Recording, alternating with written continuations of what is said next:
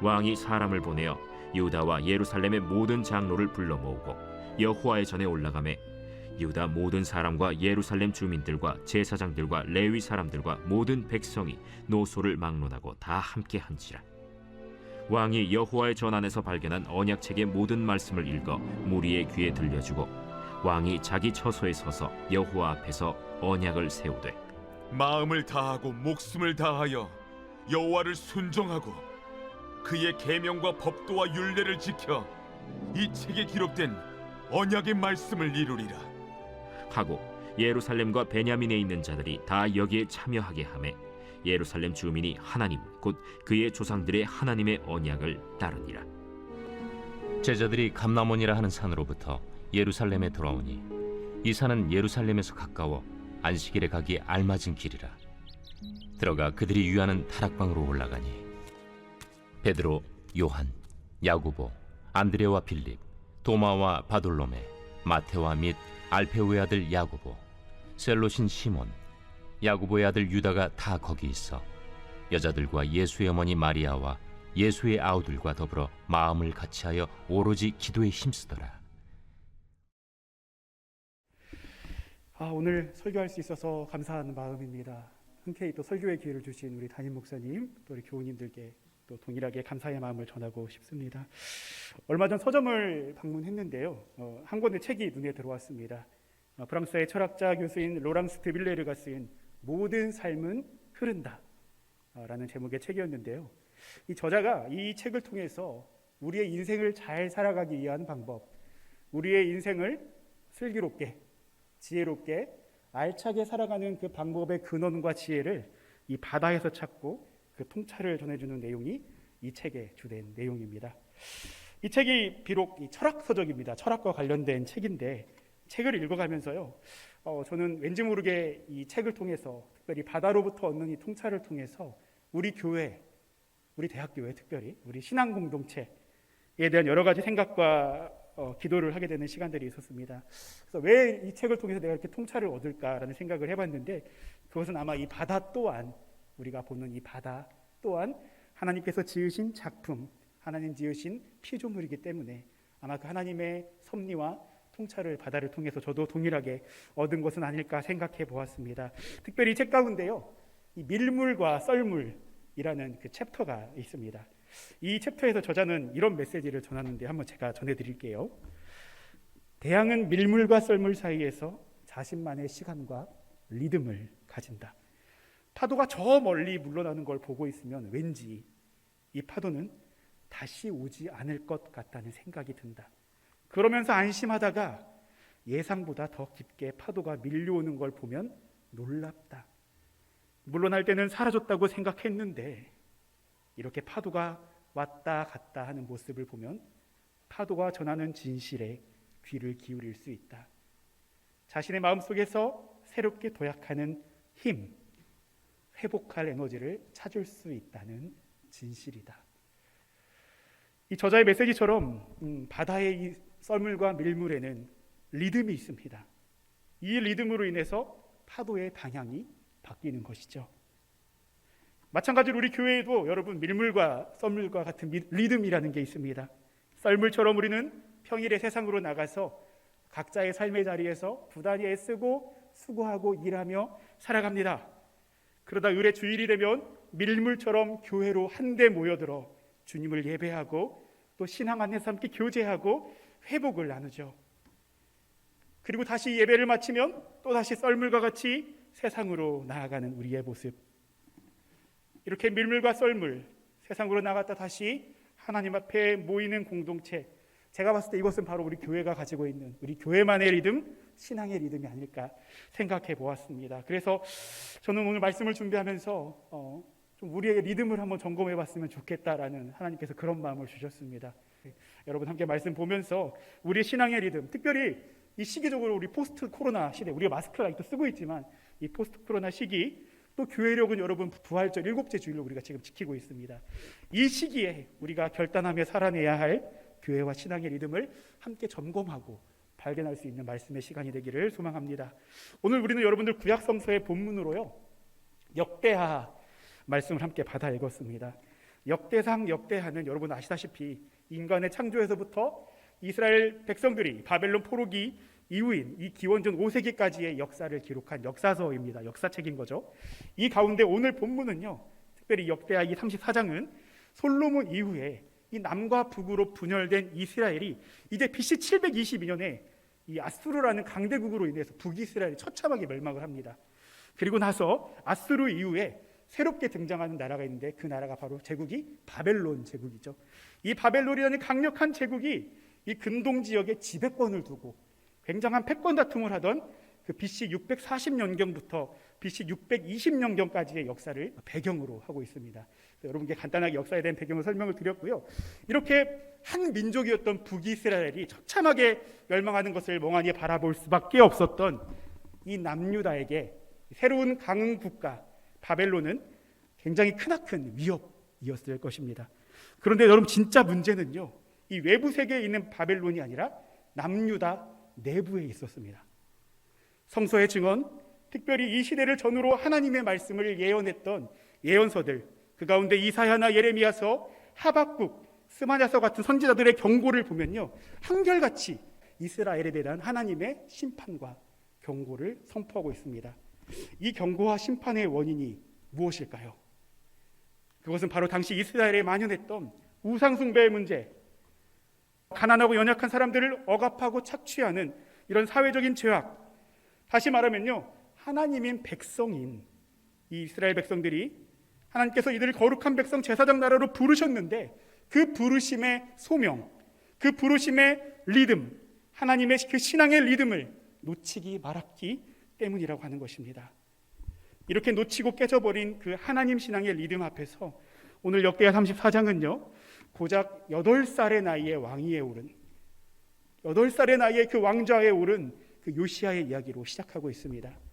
요시야가 왕위에 오르던 시기는요, 이스라엘의 왕조실록 전체를 두고 보더라도 가장 어두웠던 시기, 가장 소망이 없던 시기라고 할 수 있습니다. 특별히 요시야의 할아버지의 이름이 므낫세거든요. 므낫세.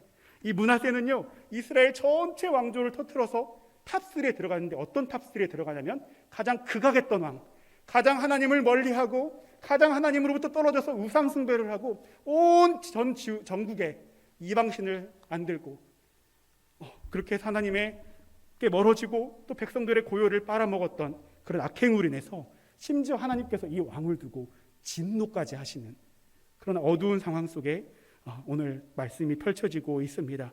그리고 이렇게 극악했던 왕 므낫세가 죽고 요시야의 아버지인 아몬이 이 왕에 올랐지만 역시나 이 아몬 역시 자신의 아버지였던 므낫세의 그런 하나님을 저버리는 길, 우상을 숭배하고 이웃들을 억압하고 백성들의 고열을 빨아먹는 일을 반복하자 이제 신하들이 심지어 이 요시야의 아버지인 아몬을 죽이기까지 합니다. 그리고 나서 오늘 본문에 나오는 요시야 왕이 이스라엘의 왕으로 올라가는 것이죠. 요시야는 어린 나이에 이렇게 왕이 되었지만 그는 조상 다윗이 찬양하고 고백했던 하나님을 알고 있었습니다. 그리고 그 하나님이 보시기에 옳은 길, 정직한 길을 선택하려고 많은 노력을 기울였습니다. 그리고 요시야가 그렇게 왕이 된 지 12년째 되던 해에 그는 자신의 할아버지와 아버지가 세워두었던 바알의 신상과 이방의 제단을 모두 헐어서요, 그리고 아로새긴 우상들과 부어 만든 우상들을 빻아서 가루로 만들어서 이들에게 제사 지내던 자들의 무덤에 뿌렸습니다. 이것이 바로 일명 우상 대청소 작업을 실행한 것이었죠. 그리고 이렇게 우상 대청소를 마치고 난 다음 6년 후에 어렵사리 헌금을 모아서 하나님이 계신 성전을 수리하고 정결케 하는 노력을 기울였습니다. 하나님의 성전을 사모했던 이 다윗의 열심, 다윗의 그 성실을 따르고자 했던 것이죠. 그런데 여러분, 이 성전을 수리하는 과정에서요, 놀랍게도 모세가 전했던 율법책 한 권을 발견하게 됩니다. 놀랍지 않으세요? 다윗의 길을 걷고자 했던 그 요시야에게 이 모세의 율법책이 짠 하고 찾아온 것이죠. 그리고 요시야가 이 율법책의 내용을 듣습니다. 그리고 듣기 무섭게 자신의 옷을 찢고 통곡합니다. 왜 그랬을까요? 율법책을 들었는데 그것은 바로 지금 자신의 조국과 신앙 공동체가 하나님과 하나님의 말씀을 잃어버리고 이 거룩한 리듬을 놓쳐버리고 잃어버린 그래서 종국이 하나님의 진노, 하나님의 심판 앞에 놓일 수밖에 없는 이런 비참하고 처참한 이 상황이 이 요시야의 눈에 비로소 들어왔기 때문입니다. 그리고 오늘 우리가 받아 읽은 이 본문과 같이 이제 요시야는 이렇게 참회하고 애통해하는 그런 절박한 심정으로요, 신앙 공동체의 리듬을 회복하는 첫걸음을 시작합니다. 그 첫걸음의 리듬이 여러분 무엇입니까? 바로 오늘 본문 29절과 30절에서 같이 신앙 공동체의 모든 구성원들을 한데 불러 모으는 것이었습니다. 우상과 이방신들을 섬기는 일로 먹고 사느라 분주한 일로 하나님을 잃어버린 그 백성들, 신앙 공동체의 구성원들을 다시금 하나님 말씀 앞에 모이게 했다라고 하는 것입니다. 이렇게 말씀 앞에 모일 때에 어떤 일이 일어납니까? 오늘 본문 31절, 32절을 우리 좀 다 같이 한 목소리를 읽어봤으면 좋겠는데요. 함께 말씀 읽어봅시다. 시작. 왕이 자기 처소에 서서 여호와 앞에서 언약을 세우되 마음을 다하고 목숨을 다하여 여호와를 순종하고 그의 계명과 법도와 율례를 지켜 이 책에 기록된 언약의 말씀을 이루리라 하고 예루살렘과 베냐민에 있는 자들이 다 여기에 참여하게 하매 예루살렘 주민이 하나님 곧 그의 조상들의 하나님의 언약을 따르니라. 할렐루야. 그렇습니다. 우리가 이렇게 말씀 앞에 모일 때요, 여러분, 말씀 앞에 모이기로 작정할 때요, 하나님의 언약, 하나님의 말씀을 따르게 되는 역사가 일어난다라고 하는 것입니다. 그리고 그렇게 하나님 말씀 앞에 모여 말씀을 따라가기로 여러분 결단하실 때요, 새로운 회복, 새로운 부흥을 노래할 수 있다라고 하는 겁니다. 우리는 그 끝을 감히 기대하기 어렵던 그 코로나를 겪어왔습니다. 특별히 코로나 방역 조치라는 이름 아래서 우리 예배를 포함해서요, 여러 신앙 모임들이 다 제한을 받았어요. 제약이 많았습니다. 무엇보다 코로나 이후 예배와 말씀 앞에 모이는 일에 부담감과 꺼리는 일들이 많아져서요, 지금 많은 교회들과 신앙 공동체들이 어려움을 겪고 있다라고 합니다. 이로 인해서 교회가, 여러분, 제가 이번에 제가 목사님이 돼서 처음으로 노예를 갔는데요, 교회가 요즘 대세가 뭔지 아십니까? 교회가 통폐합되고 있어요. 교회가 어려워서요. 통폐합이 되면요, 여러분, 하나로 합치는 거잖아요. 그럼 기존에 있던 교회는 어떻게 될까요? 부동산에 매각합니다. 그래서 심지어 그런 교회 건물만 중점으로 취급하는 부동산 업체가 있다. 여러분, 처참하지 않으십니까? 뿐만 아니라 이 틈을 비집고 열심을 내고 있는 신천지, 여러분, 우리가 TV에서 계속 보고 있는 JMS, 나는 신이다, 이런 이야기를 들을 때마다 여러분, 저뿐만 아니라 우리 모두의 마음이 미어지고 무너지는 것을 느낍니다. 이런 암울한 시대 앞에서 여러분, 우리가 해야 될, 우리가 갖춰야 할, 우리가 점검해야 할 신앙의 리듬이 무엇일까요? 그것은 바로 하나님 말씀 앞에 모이는 일입니다. 소망하긴 우리 대학교 공동체가 이 말씀 앞에 모이는 그 리듬을 회복하는 공동체 되기를 주님의 이름으로 축원합니다. 한편 우리는 신약성서 말씀으로 사도행전 1장의 말씀을 함께 받아서 읽었습니다. 사도행전 1장 3절에 보시면요, 예수님께서 십자가에서 고난 받으신 후에 부활하셔서 여러 부활의 증거를 보여주셨습니다. 무덤가의 여인들, 엠마오의 두 제자, 예수를 3번씩이나 부인했던 그 제자 베드로에게, 또 도마에게, 또 갈릴리 호숫가로 돌아가서 낙심하고 있는 제자들에게, 또 갈릴리산에서 11 제자들에게, 500여 명의 성도들에게, 야고보에게까지도 나타나셨습니다. 그리고 그냥 나타나신 것뿐만 아니라요, 증언하셨죠. 뭘 증언하셨죠? 바로 하나님 나라의 일을 가르쳤다라고 성서는 증언하고 있습니다. 그런 후에 오늘 본문의 바로 앞구절인 1장 6절에서 11절을 보면요, 이제 예수님께서 예루살렘 동쪽 베다니 앞 감람산에서 성령이 너희에게 임하시면 너희가 권능을 받고 예루살렘과 온 유대와 사마리아와 땅끝까지 이르러 내 증인이 되리라 라고 말씀하시고는 어떻게 하셨죠? 승천하셨습니다. 그리고 나서 오늘 본문에서 이제 제자들이 이 감람원, 즉 감람산이라고 하는 그 곳에서 예루살렘으로 돌아오고 있는 내용을 오늘 성서는 이야기하고 있습니다. 여러분, 예루살렘이 어디입니까? 우리 예수님을 못 받고 핍박했던 유대인들의 소굴, 유대인들의 중심지입니다. 이 예루살렘에 소위 예수를 추종하던 이 제자들, 유대인의 눈으로 봤을 때 어땠을까요? 되게 반갑고 따뜻하게 보였을까요? 아니죠. 내 손으로 죽인, 우리 손으로 죽인 예수 그리스도, 그들을 쫓아다니는 제자들이 얼마나 눈의 가시였겠습니까? 또한 유대인들이 이렇게 핍박하고 죽인 예수가 부활하셨다라는 소문이 여기저기 무성하던 바로 이때에 예수님께서 제자들에게 예루살렘을 떠나지 말라고 아버지께서 약속하신 것을 기다리라고 하셨던 이 당부는요, 사실 제자들에게는 굉장히 부담이고 어려운 내용이었을 것입니다. 그리고 설상가상 오늘 본문처럼 예수님께서 이제 승천해 버리셨어요. 예수님이 함께 곁에 계시면 조금 더 든든하고 그래도 예수님이 계시니까 예루살렘 혹시 있을만 하지 않을까 싶을 수도 있겠지만, 이제 설상가상 예수님까지 승천해 버리신 이 상황, 이런 상황에서 오늘 본문 12절에 등장하는 다락방은요, 이렇게 핍박에 대한 두려움, 더불어서 예수님의 재림에 대한 기대와 소망이 공존하는 그런 공간이었을 것입니다. 이 공간에 이제 예수의 부활을 목격한 제자들과 여자들, 예수의 어머니 마리아와 예수의 아우들이 모였습니다. 그리고 예수 십자가 사건에서 이렇게 썰물처럼 흘러나가는 물들처럼 뿔뿔이 흩어졌던 제자들이 다시 한 곳에 모인 것이죠. 그리고 그렇게 모여 그들이 한 일이 성서에 기록되어 있습니다. 그것이 무엇이죠? 바로 오늘 성서에서와 같이 이들이 다락방에 모여서 기도했다라고 증언하고 있습니다. 그런데 여러분, 그냥 기도한 게 아닙니다. 성서는 이들이 더불어 마음을 같이하여 오로지 기도에 힘썼다, 더불어 마음을 같이하여 오로지 기도에 힘썼다라고 증언하고 있습니다. 여기서 여러분, 더불어에 해당하는 이 헬라어 단어가 쉰이라고 합니다. 쉰. 따라해 봅시다. 쉰. 네. 이 쉰은요, 동참, 교제, 도움과 같은 이 함께의 의미를 가지고 있습니다. 함께.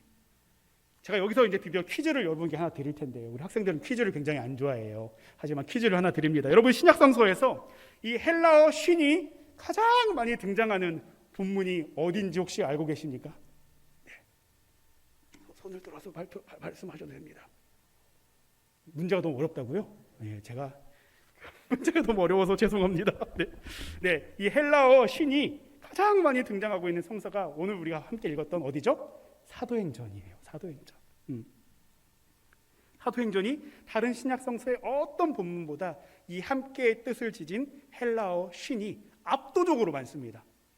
우리는 여기에 좀 주목을 할 필요가 있는데요. 왜 하필 많은 성서 본문 가운데, 신약 성서 가운데 이 함께라는 뜻을 가진 쉰이 왜 그토록 사도행전에 많이 등장할까요?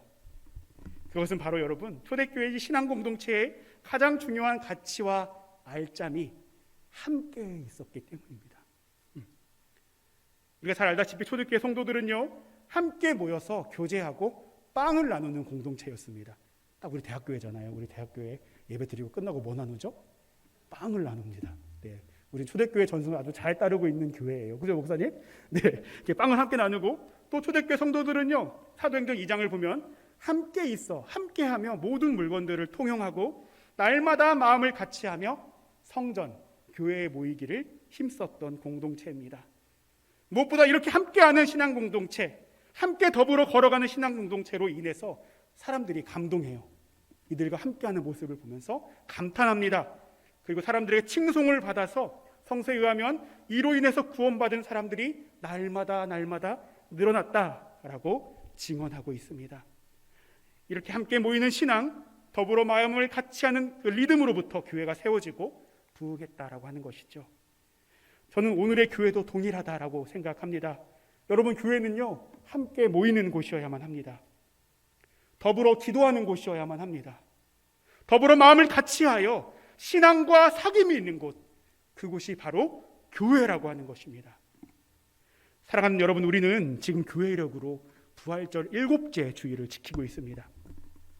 예수님께서 승천하신 직후에 제자들이 다락방에 모였던 바로 그때가요, 오늘이에요. 오늘. 소망하기는 우리 대학교의 공동체가 다락방에 모여서 더불어 마음을 같이하며 기도했던 그 교회의 리듬, 신앙의 리듬을 회복하는 아름다운 공동체 되기를 주님의 이름으로 축원합니다. 이렇게 우리가 더불어 마음을 같이하여 모이는 바로 그곳에 선물처럼 찾아오시는 분이 있습니다. 누구시죠? 바로 다음 주가 우리가 성령 강림 주일입니다. 그렇게 우리가 모일 때에, 모임을 사모할 때에, 더불어 같이 마음을 모아서 함께 기도하고 찬양하고 예배할 때에 우리 대학교회에 성령의 바람이 불 줄 믿습니다. 할렐루야! 여러분, 우리가 그런 소망이 있었으면 좋겠습니다. 세상의 교회가 무너져가고 쓰러져가고 예수 그리스도의 이름이 땅에 떨어지는 이 세상을 살면서요, 여러분 애통해 하셨으면 좋겠어요. 요시아의 마음처럼. 더불어서 우리가 초대교회를 보면서 우리가 다시 한번 모임으로 힘쓰는, 우리가 하나님 모이겠습니다. 하나님, 우리가 어떻게 해서든지 모이고 마음을 같이 하겠습니다라는 고백이요, 제 고백이 아니라 우리 모두의 고백이 되길 주님의 이름으로 소망합니다. 우리 그런 고백으로 오늘 우리 함께 찬양했던 우리를 사용하소서 함께 찬양했으면 좋겠는데요. 이 찬양하실 때 여러분 함께 좀 결단하고 기도하실 수 있었으면 좋겠습니다. 하나님, 우리 대학교회가 이 시대에 모이는 교회로 서기를 소망합니다. 말씀과 기도 앞에 마음을 같이하여 모이는 교회가 되기를 소망합니다. 교회의 부흥, 교회의 회복을 노래하는 교회가 되기를 소망합니다. 이런 결단과 기도로 우리 함께 찬양하시겠습니다. 우리 좀 전심으로 고백했으면 좋겠어요. 하나님, 우리에겐 소원이 있습니다. 교회의 부흥, 회복, 모이는 일 가운데 하나님 우리를 사용하여 주시옵소서. 함께 고백합니다. 우리에겐 소원이 하나 있네. 예, 주님 다시 오실 그날까지 우리 가슴에 새긴 주의 십자가 사랑, 나의 교회를 사랑하게 하네. 아멘. 주의 교회를 향한 우리 마음, 그 애통한 심정, 희생과 포기와 한함과 고난,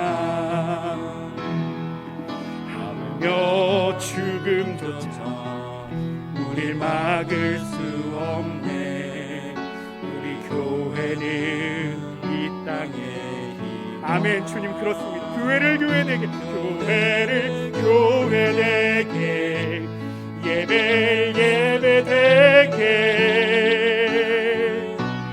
우리 사용하소서.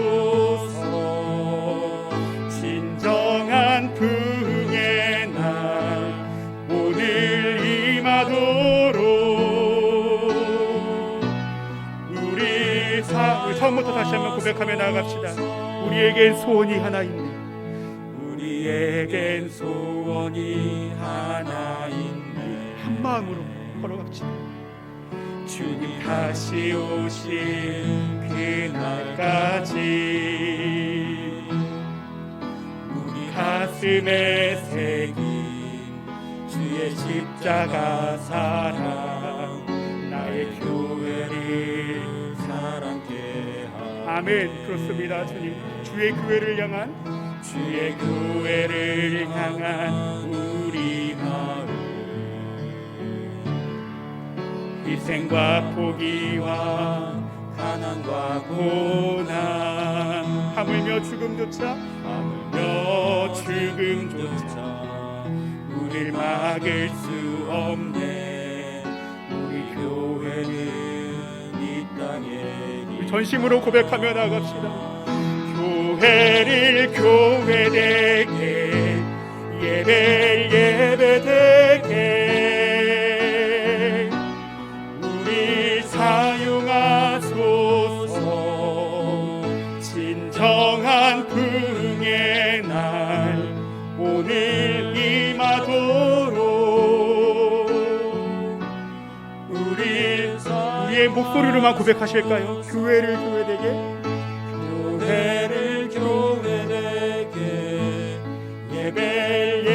예배되게 우리 사용하소서. 진정한 부흥의 날 오늘 임하도록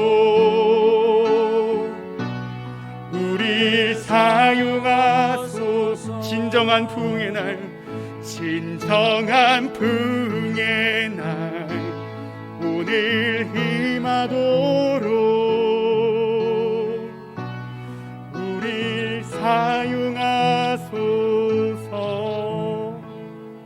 함께 기도하시겠습니다. 우리 가운데 말씀하시는 하나님, 하나님의 귀한 말씀 함께 나누게 역사하시니 감사드립니다. 하나님, 우리 대학교회가 더불어 마음을 같이 하는 공동체 될 수 있도록 하나님 이 시간 역사하여 주시옵소서. 가장 어두운 때에 빛과 소망을 주셨던 그 주님의 은총을 따라 우리 또한 암울한 시대에 당신의 빛을 전하며 말씀과 기도 앞에, 예배와 찬양 앞에 모이기 힘쓰는 우리 교회 될 수 있도록 하나님 역사하여 주시옵소서. 우리 대학교회가 성령의 임재로 충만한 이 시대의 참된 교회 되게 하나님 임재하여 주시옵소서. 감사드리며 우리 가운데 성령을 약속하신 예수 그리스도 이름으로 기도드리옵나이다. 아멘.